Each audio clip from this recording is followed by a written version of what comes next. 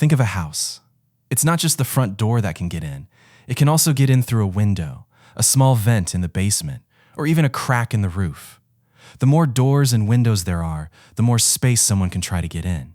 The same thing happens in a digital system. All of these potential entry points combine to create what's called the attack surface. In today's video, we'll learn what the attack surface is, why it's growing, and most importantly, how the attack surface is taking on a whole new form in the age of AI that every security professional needs to understand right now. This video is for educational purposes only. Use this knowledge only in authorized environments and always follow ethical and legal cybersecurity practices. Attack surface means the set of all possible points in a system, network, or application through which an unauthorized person can try to gain access, extract data, or cause damage to the system. The important thing here is, attack surface doesn't just mean vulnerability. It includes every place that someone can interact with, whether it's secure or insecure. Because what seems secure today may be where a new vulnerability may be discovered tomorrow. So remember a simple rule. The smaller the attack surface, the easier it is to protect. The larger the attack surface, the harder it is to protect. Attack surfaces can be broadly divided into three broad categories. First, the digital attack surface. This includes websites, applications, servers, APIs, and any digital entry point on the network. Second, the physical attack surface.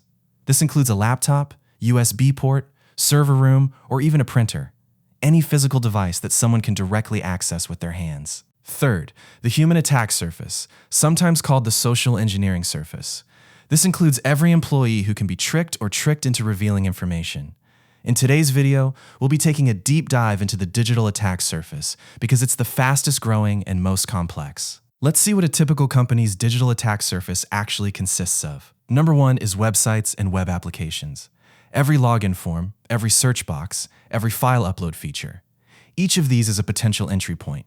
The more web applications a company has, the larger the attack surface. Number two is APIs. Modern applications use APIs to talk to each other, like when a mobile app pulls data from a server. Every API endpoint is a potential entry point, and almost every service now uses multiple APIs, so it's a rapidly growing part of the attack surface. Number three is the devices employees use. Laptops, phones, tablets. Every device, especially those connected to the company network, is a potential entry point. This segment has grown rapidly with the rise of remote work these days. Number four is cloud services and storage. Every server, every storage bucket, every database hosted on AWS, Azure, or Google Cloud. These are all part of the attack surface. A misconfigured public storage bucket is a direct open door. Number five is IoT and connected devices. Smart cameras, smart thermostats, printers, even smart light bulbs. These devices often come with weak security, but are connected to the network, so they also become part of the attack surface. Number six is third-party vendors and integrations, when a company uses outside software or services, like payment processing, email marketing tools, or customer support chat. That third-party security also becomes part of your own attack surface. If that vendor is hacked, it could impact your company. Number seven is email and communication systems. Every email account is a potential entry point, as phishing attacks almost always start through email. And number eight, and often the most dangerous, legacy or forgotten systems. These are old servers, websites, or applications that may no longer be in use, but are still active on the internet, and no one even remembers that they are still exposed. These types of forgotten systems are often the easiest targets because they are never updated or monitored. Now, an important question.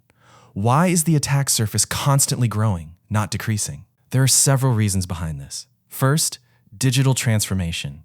Every company is constantly introducing new online services. Second, remote work employees are now sitting at home, sitting in cafes, accessing company systems from different networks. Third, cloud adoption. As more services move to the cloud, more new configuration points are being created. Fourth, third-party integration. Every new tool or service added means adding a new potential vulnerability. And now, a whole new dimension has been added to this list: artificial intelligence. And this is our next and most important part. Now let's talk about something that every modern cybersecurity professional should know. Today, almost every organization is using AI, in chatbots, AI agents, automation, or data processing. And every AI integration means a new layer of attack surface. The first is prompt injection. The input to an AI chatbot is a new attack surface. An attacker can try to confuse the AI with specially crafted instructions. We will look at this in detail in the AI security playlist. Second is the AI agent.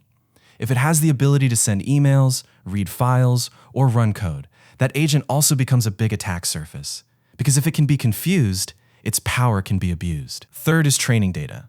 If harmful information is included in the training data, AI may make incorrect or dangerous decisions in the future. Fourth is AI API connection. Each API connection to an external AI service is a new entry point where sensitive data can be exchanged. Fifth is deepfake and AI-generated social engineering. Attackers can easily mislead people by using fake voices or videos. Sixth is AI-powered attacks. Using AI, phishing, vulnerability scanning, and various attacks are becoming faster and more automated. Future security professionals need to understand not only traditional attack surfaces like websites, networks, and devices, but also AI attack surfaces.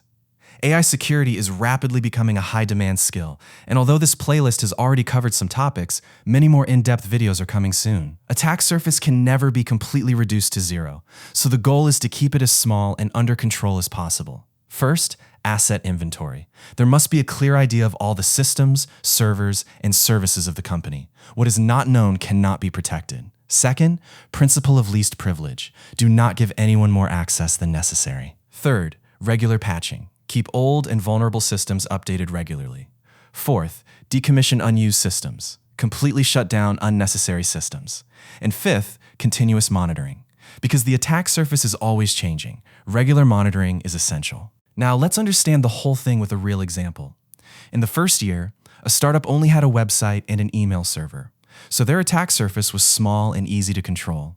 After a few years, they added mobile apps, cloud, third-party services, and remote workers.